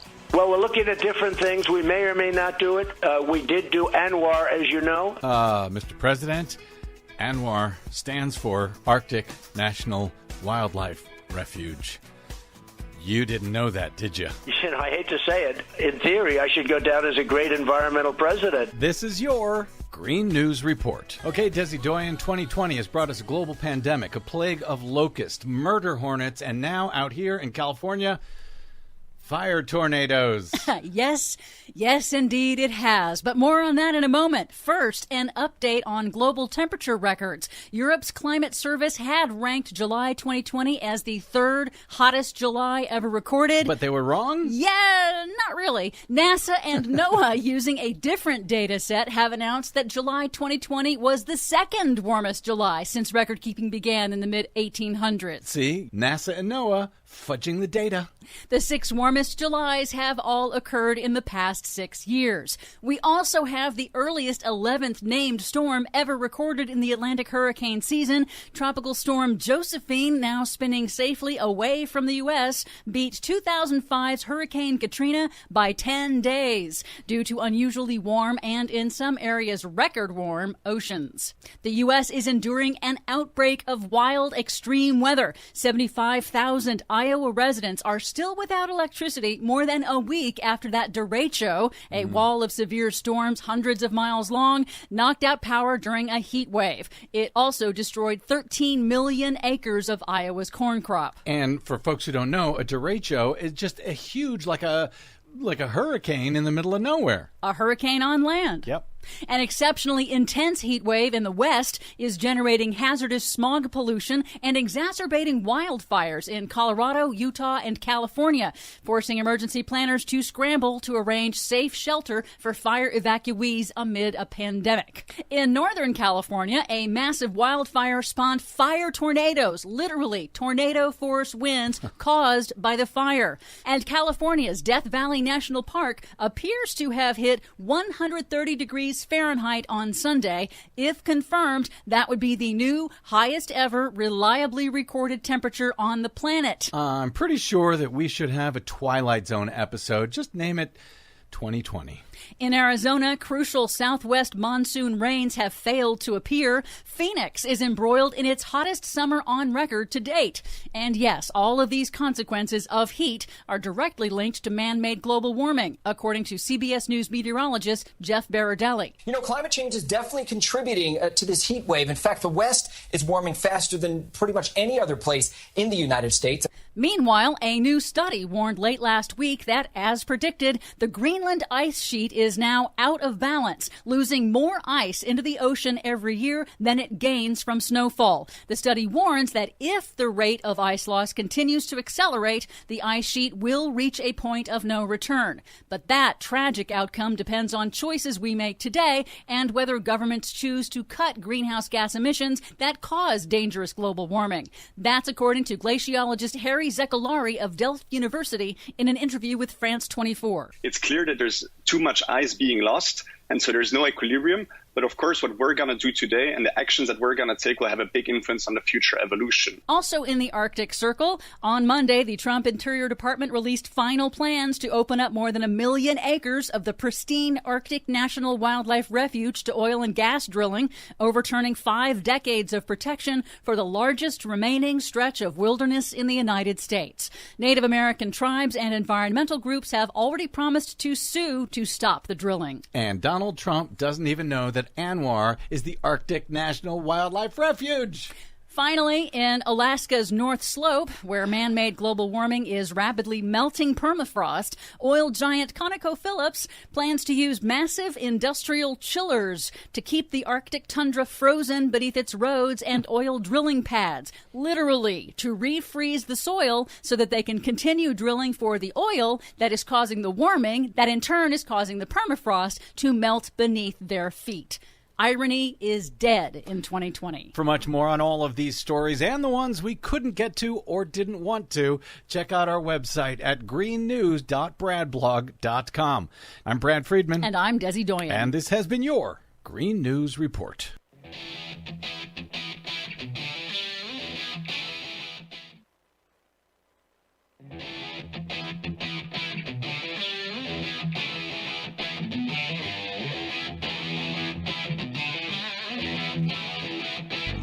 Welcome back to the Rick Smith Show. Now, here is Rick Smith. So the good folks over at the Center for American Progress held a forum today on, how do we rebuild the economy? How do, after COVID-19, how do we move forward and, create the kind of jobs that we all need, create an economy that is beneficial for everybody, prosperous for a working class. What policies should the next administration pursue, be it, Trump or, in my case, hopefully Joe Biden. And here to share some thoughts on today's panel, I've asked Mara Rudman to come talk with us. She's the executive vice president there for policy at the Center for American Progress. Their website, americanprogress.org, where you can get more information on this. Mara, thanks for taking time for us. Thanks for having me. Appreciate it. So, as I caught some of it, it was interesting. You had opening remarks from Julian Castro, which I thought was good because he didn't get his moment at the DNC. At least he got some airtime here. Yeah, well, we really were very appreciative of him for starting out the conversation. Secretary Castro has long had a focus on essentially rewriting America's social contract. He's been a longtime advocate for key components of items that were discussed today: universal child care, a minimum wage of $15 an hour, paid sick leave, paid family and medical leave. And so it was great to have him framing the conversation at the front end. Yeah, I mean, you go through each one of those issues and you talk to individual voters. And, overwhelmingly, I think people support the ideas of moving forward with health care to ensure that you have some health security, that you have, child care to help families, especially in this moment where, both parents are working and there's maybe no school to send the kids to. There's a lot of issues that, aren't being addressed that I think are important to be pushing right now and organizing around. Absolutely. The caregiving industry discussion was one that from Congressman Don Beyer to Mayor Lightfoot to Steve Kreisberg, who's a union representative, it kind of across the board. Obviously, Jake Sullivan, who's there from working on policy issues with Vice President Biden. All of them stress the importance of figuring out ways to both support the key businesses that are providing childcare and the workers in that sector, as well as being able to help families afford childcare. It's the right thing to do, and it's also critical to get our economy running again. Yeah, I look at this, and the pandemic has really flashed glaring lights on a lot of our inequities and a lot of our deficits, and things that have been allowed to be pushed under the rug, like childcare. We forced families to have two working parents. I think back to my grandparents' era. Mom stayed home, raised the kids. Dad went out to work the union job that was able to support all of them.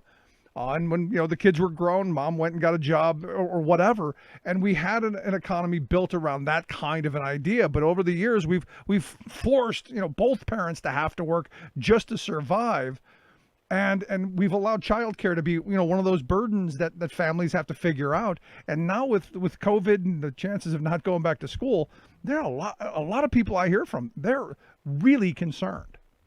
Right. Well, you see the entire social safety net that needs to be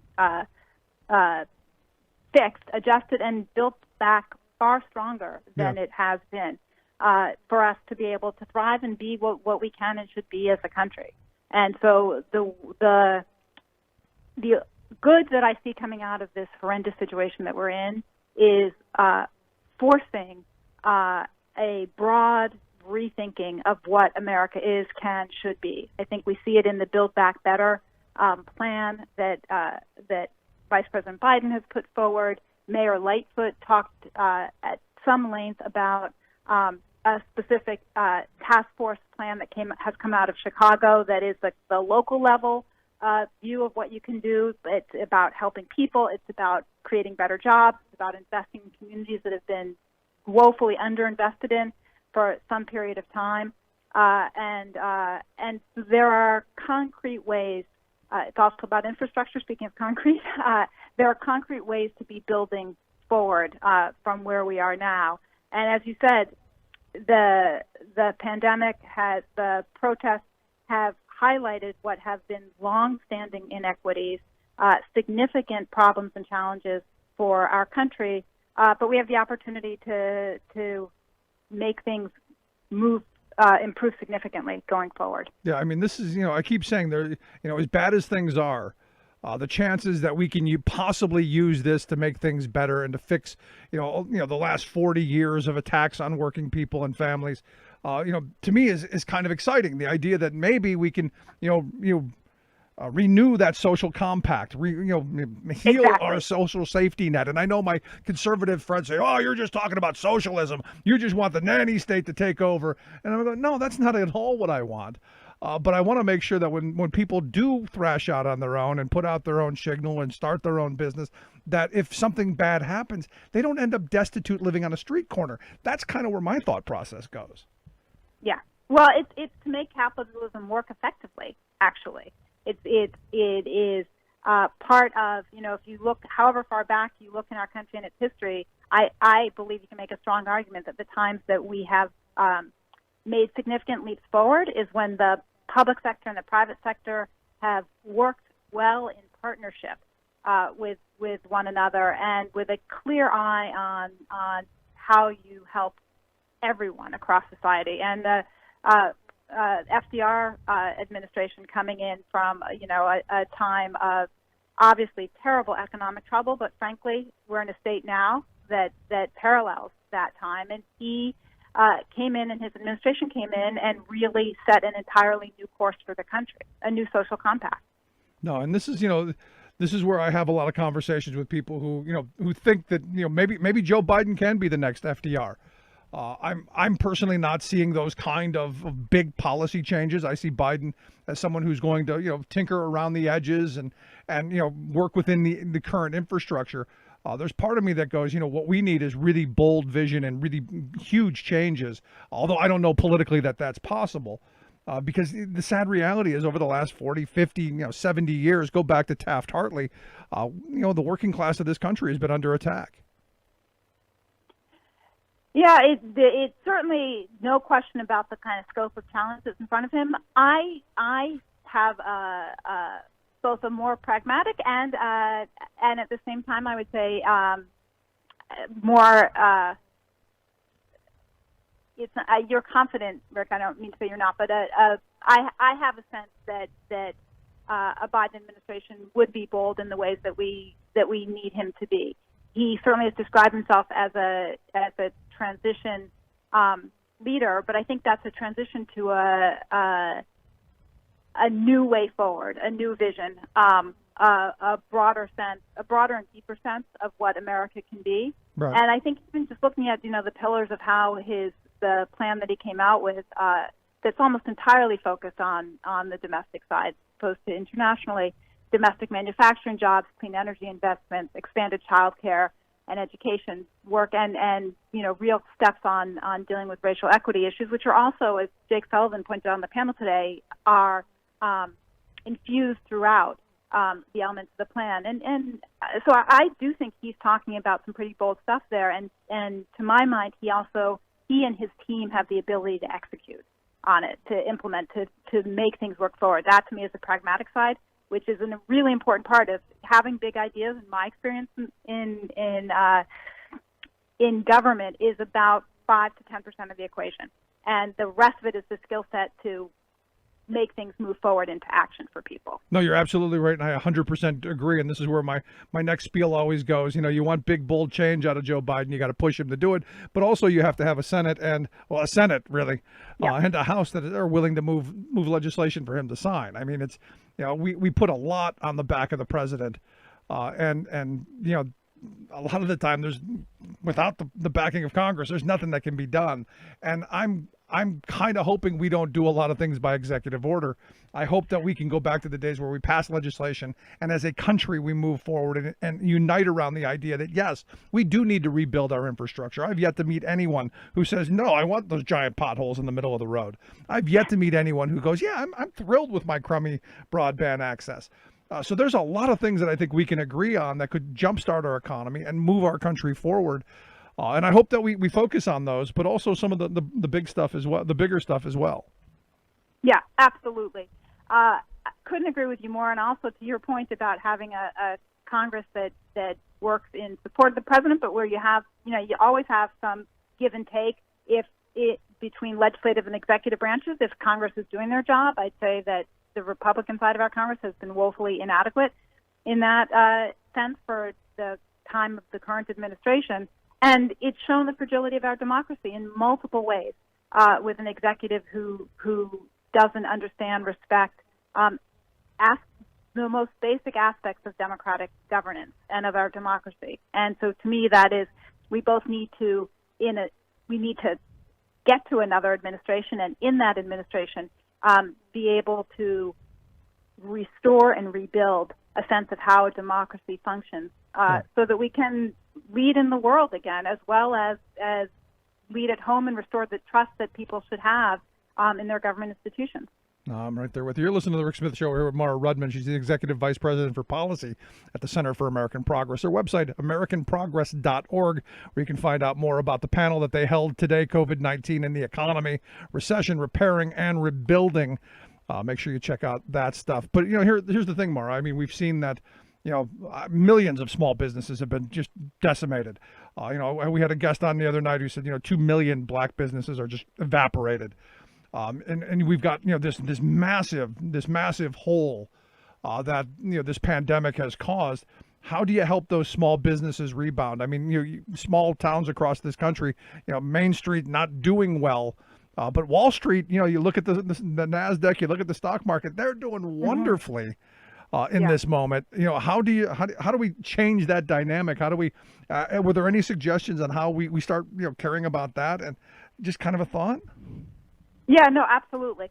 First, I want to point out that not only have small businesses suffered and black-owned businesses, even more acutely, but also some of the relief measures that have been approved and executed so far. The PPP program that was meant for small businesses not only has been woefully insufficient in helping those businesses, but it's also not been executed and implemented in a way that is fair or equitable. So I believe that fewer than 5% of the small business loans that that went out, grants through that program, went to black businesses. So there's a problem there. And why is that? Let me ask you about that. Yeah. I mean, because I've heard from different groups who, hey, we tried and we didn't get anything. I heard from other people who've said, it was a breeze. We breezed right through it. What in your view, and maybe in an expert's view, is the reason that this stuff didn't trickle down? I think that there are several aspects to this. The program itself, a lot of the relief programs that were encompassed in the first or second pieces of legislation were moved quickly and moved with an intention to get money out the door quickly. Right. But that was in some cases, I would say, at the expense of their effectiveness in how they were set up to operate. So clearly there was some issue with a number of much larger businesses or businesses that had the greatest degree of agility in being able to get in the door first, where there's a limited pot of money. Those businesses were the ones that seemed to be favored. There were the well-connected. The well-connected, but also there were the stories of Shake Shack, franchises of much larger companies being able to get that money, as opposed to looking at what I believe the intent of certainly the folks in the House were when they passed this thing, to look at where are the businesses that are going to most need this kind of help, and how do we make sure that's the smaller of the small business side of things. How do we make sure that we have executed in a way that maximum numbers of businesses that really most need this help are going to get it. That was lost in the translation. And then the other very significant challenge we have is the utter lack of transparency. This goes to the functioning democracy challenges we're having. The utter lack of transparency in how this administration set up the execution of those programs. So it's hard to fully answer your question because we don't know what has gone on within the black box of a number of these programs. And the president, let's remind everyone, had fired or moved out inspector generals across the board whose job it was to ensure some accountability. Yeah, there always is that. But, some of the stories I've heard, it was the well-connected or people who had relationships with banks. And, one of the arguments, and I can't attest to it, but it's one of the arguments that I've heard, is that a lot of the small businesses don't have the kind of relationships with their local banks to be able to navigate the waters that were created. And I don't know how accurate that is, but that's one of the excuses that I've heard. Yeah, I think there was that, and as well as there were smaller banks that were themselves less agile in being able to be connected. So rural communities, banks that are smaller in rural communities versus kind of larger, more connected financial institutions, were also, there are various layers to this. Yeah, but ultimately, to go back to something we had talked about a couple of minutes ago, all of this is a failure of our social safety net. Other countries have this. I remember after the last great Republican collapse back in 2008 and into 2009, I remember, learning about Germany, who had a program to keep people attached to the workforce. They cut their number of hours. They had unemployment that kind of supplemented. So people were still attached to the workforce. They were still getting a paycheck. They were still getting whatever, retirement, health care, whatever it is that they get. I mean, obviously, Germany has a national program that you can also buy supplements to. And I remember back then saying, why aren't we talking about this now? Why aren't we building this infrastructure right now for the next time? Because we know there's going to be another recession. Just like after this, we know there's going to be another one. Why aren't we pre-planning? Why aren't we preparing for the next crisis? Why aren't we building the institutions that we need and the mechanisms that we need to make sure that this kind of pain doesn't happen unnecessarily again and again and again? Rick, I think there are people doing that. I from what I have seen without reading it in depth, the task force report that came out of Mayor Lori Lightfoot's groups in Chicago made a number of suggestions on things that need to be rebuilt, things that can happen at the municipal level, can happen in partnership with business there. I believe that there are elements of that in the Building Back Better plan, and I'd also say stay tuned to this space that Center for American Progress is working on a number of those kind of architectural ideas. We're obviously outside of government, but working to try to infuse the landscape with how we restructure, how we build what the architecture looks like to really have a social safety net that is not porous. Because the bottom line is, and this pandemic has highlighted so crisply, the taking care of people's health, having workers be able to take leave when they're sick, having health insurance to cover their illness. It's not just for those individuals. It's the right thing to do as a country, but it's also how we keep the entire country safe and healthy and able to work effectively. No, I'm right so there's a basic logic to it, and that's part of, you see countries like Germany that certainly suffered through COVID but bounced back much more quickly. Everyone's bounced back much more quickly than we have, but and we're still deep in it. But they are well out of it and looking forward, and we can learn from that. So last question I've got for you. What from the panel, from the sense that you got as the moderator of this panel, what was the number one issue that the panelists all seem to agree on? I mean, each person in your panel obviously had their different perspective and their different point of view, and that's great. That you need that kind of wide breadth of opinion on a panel like yours. Was there something that they all kind of agreed to, where we're all going to come together in one direction? Anything that grabbed your attention? I would say I asked each of them. My last question to each of them was, 3 or 4 years from now, 5 years from now, the country's taken a different direction. We have a different kind of leadership. We've talked about a bunch of these different ideas they all had. What would be their number one, their number one thing that they'd want to be able to say we had achieved as a country, that we had done better on? And I would say each of the 5 had different ways of responding, but the bottom line for all of them is that we take care of people. We're going to be most productive as a country if we ensure that we have opportunity for all, that we have a more equitable structure, and we have a way to function. We come out of this stronger because of the changes we've made in how we're structured and how we literally do our business.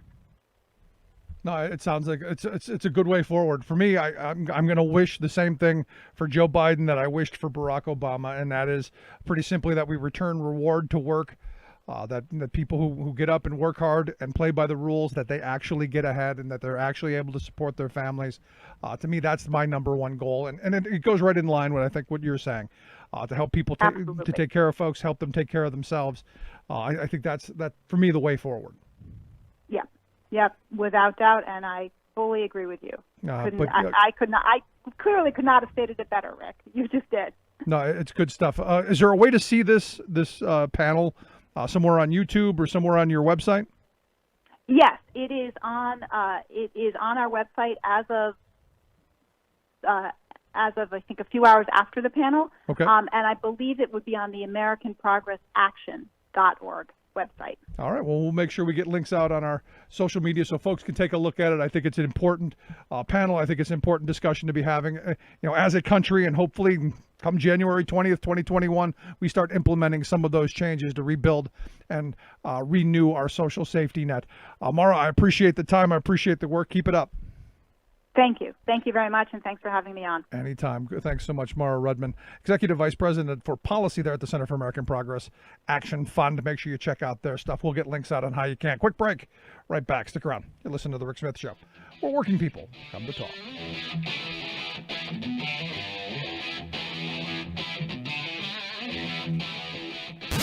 Saving work in America, one show at a time. The Rick Smith Show.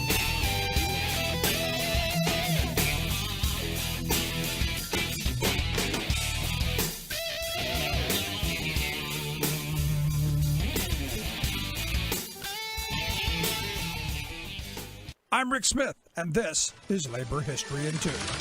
On this day in labor history, the year was 1949. That was the day that is remembered as Kemi Bloody Thursday in Finland. 2 strikers were killed. Kemi is a lumber town in northern Finland. The lumber workers in the area went out on strike when the government proposed slashing their wages by more than 30%. The strike was soon joined by sawmill and dock workers. The walkout caused a massive logjam on the Kemijoki River. On the fateful day, 3,000 strikers engaged in a peaceful march. They encountered armed police and a confrontation ensued. Police had guns on their side. The workers only had sticks and stones. One striker was shot and killed.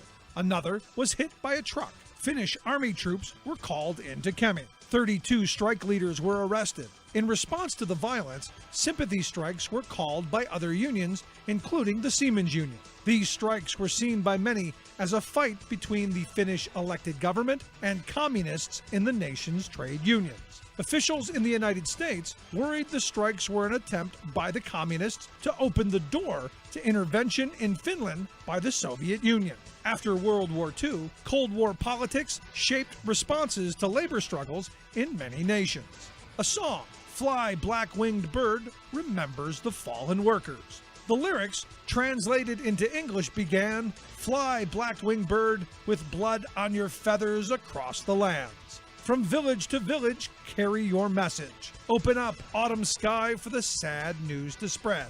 Shame on a country where an unarmed man gets shot. Shame on the one who calls the shots. Labor History in 2 brought to you by the Illinois Labor History Society and The Rick Smith Show. For more information, go to laborhistoryin2.com.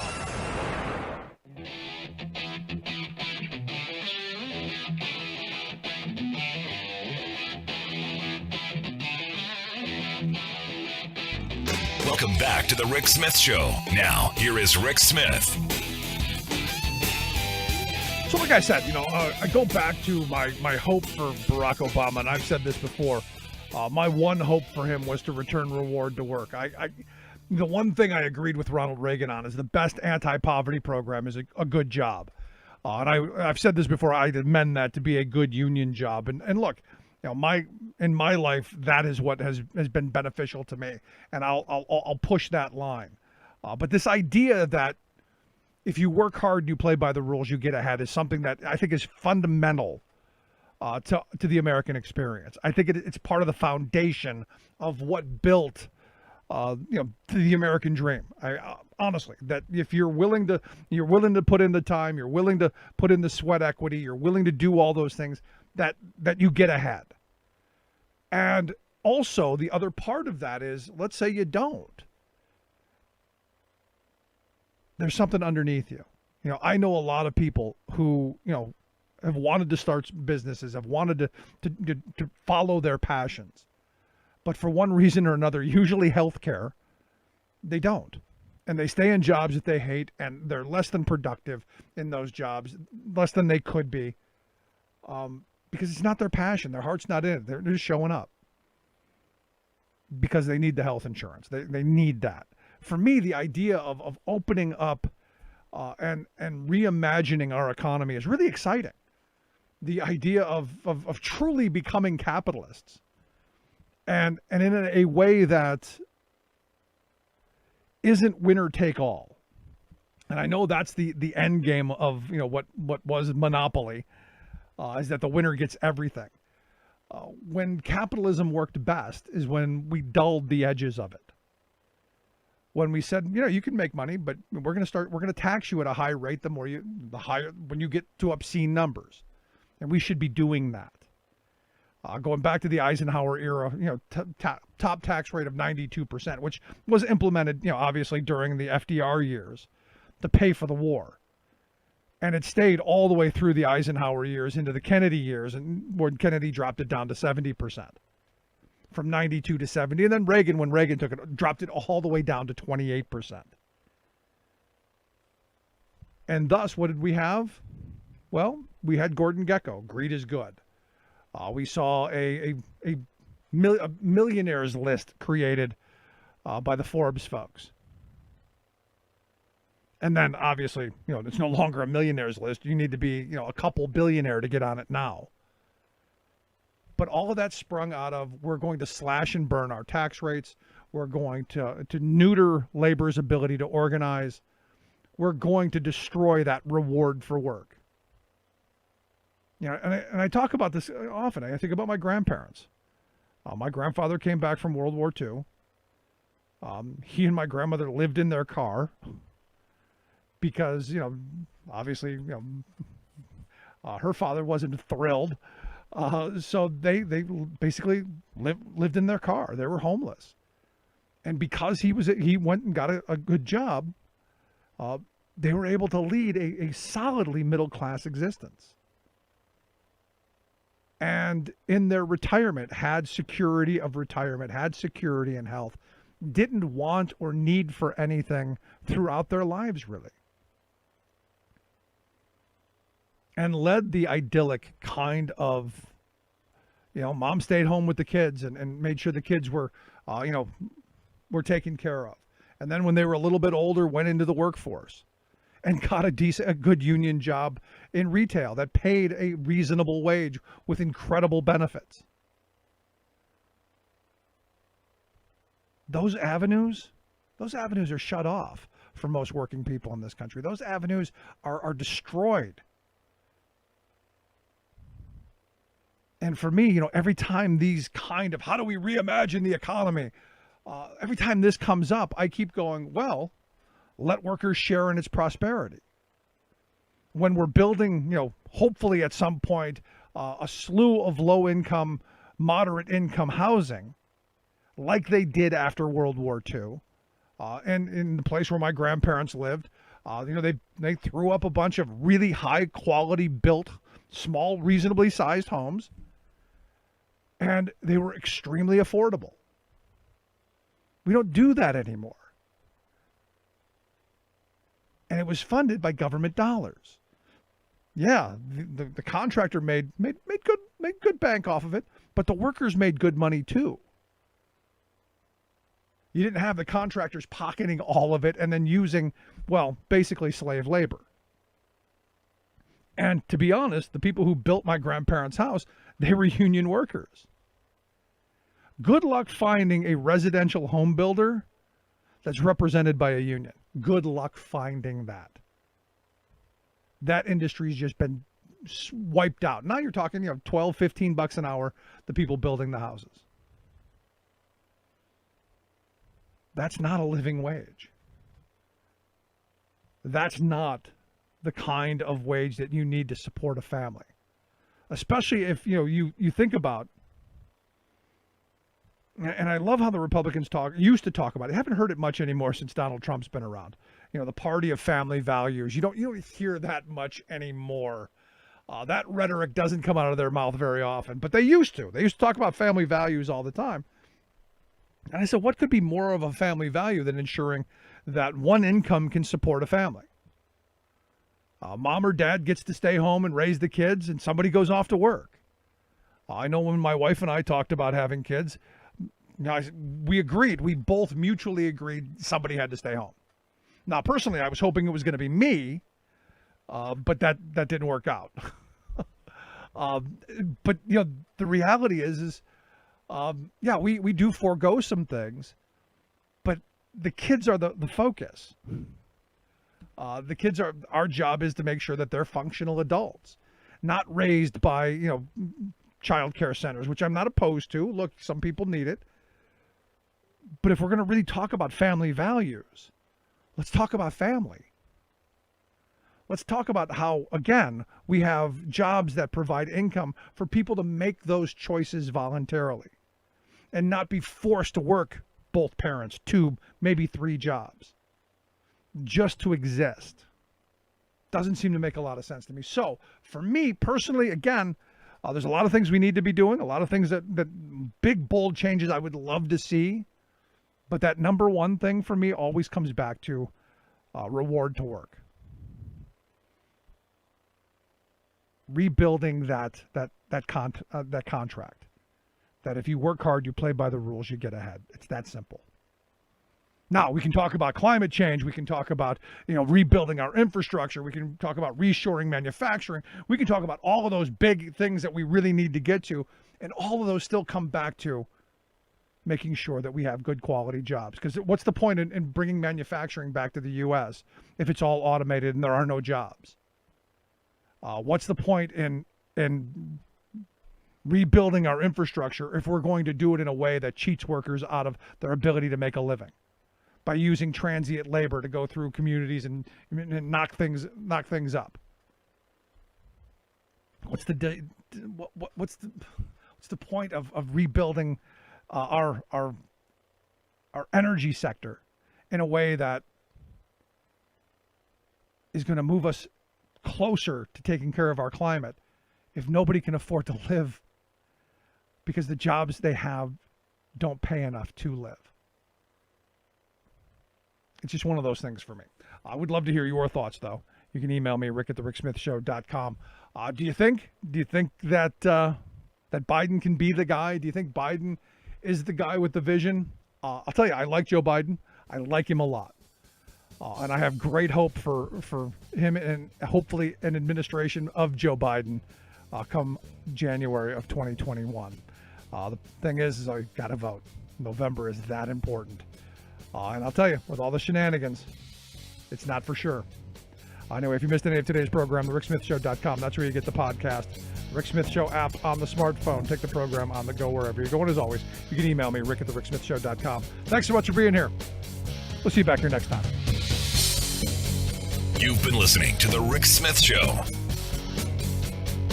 Email Rick at rick@thericksmithshow.com. Until next time, this has been The Rick Smith Show, where working people come to talk.